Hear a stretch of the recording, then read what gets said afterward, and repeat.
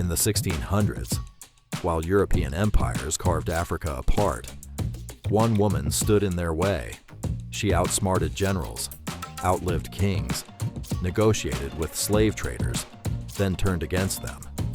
And when Portuguese officials refused to offer her a chair during peace talks, she made a servant kneel on the ground and sat on his back like a throne.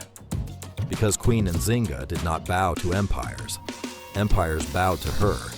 This is the story of the warrior queen who fought Portugal for nearly 40 years and became one of the greatest resistance leaders in African history.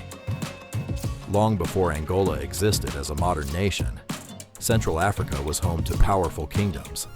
One of them was Ndongo, and in 1583, a girl named Nzinga was born into its royal family. From childhood, she was different. While other nobles learned court traditions, Nzinga learned diplomacy, military strategy, and survival.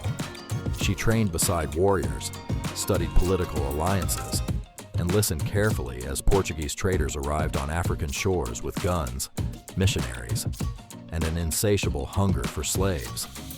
By the early 1600s, Portugal was expanding aggressively into the region. Villages burned, people were captured, entire kingdoms destabilized. Ndongo stood directly in the path of empire, and Nzinga knew war was coming. In 1622, Nzinga's brother, the king of Ndongo, sent her to negotiate peace with the Portuguese governor. It was a trap disguised as diplomacy. When Nzinga entered the room, the Portuguese had prepared only one chair for themselves. She was expected to stand beneath the governor, like a subordinate.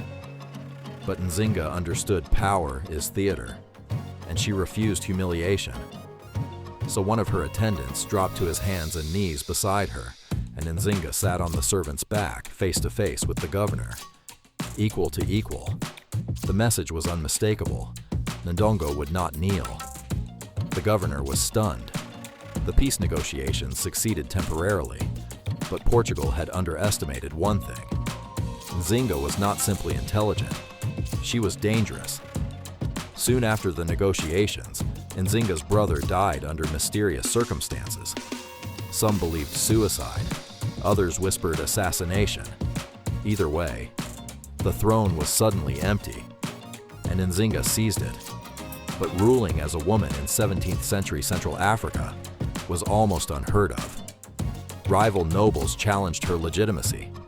Portugal backed her enemies, and war exploded across the kingdom. So Nzinga adapted. She formed alliances with neighboring states, welcomed escaped slaves into her army, and transformed herself into a wartime ruler. She even led troops personally into battle.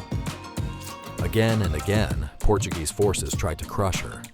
Again and again, she survived. When Ndongo fell, Nzinga escaped into the wilderness and rebuilt her power from exile. She became queen of another kingdom, Matamba. From there, she launched raids, disrupted Portuguese trade routes, and turned the region into a nightmare for colonial expansion. For decades, Portugal could not fully defeat her. One woman had stalled an empire.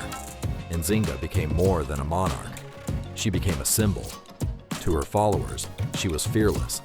To the Portuguese, she was relentless. European accounts described her as cunning, ruthless, brilliant. Some stories, possibly exaggerated by her enemies, claimed she dressed as a man, commanded an elite guard, and demanded absolute loyalty from everyone around her. But beneath the myths was a political genius.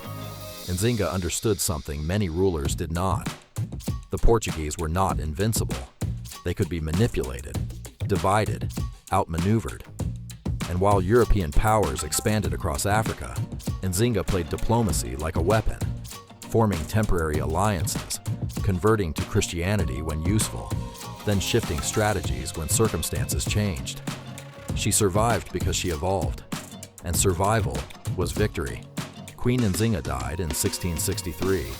She was over 80 years old. By then, she had spent nearly 4 decades resisting one of the most powerful colonial empires on Earth. After her death, Portuguese influence eventually expanded across Angola, but Nzinga's legend never disappeared.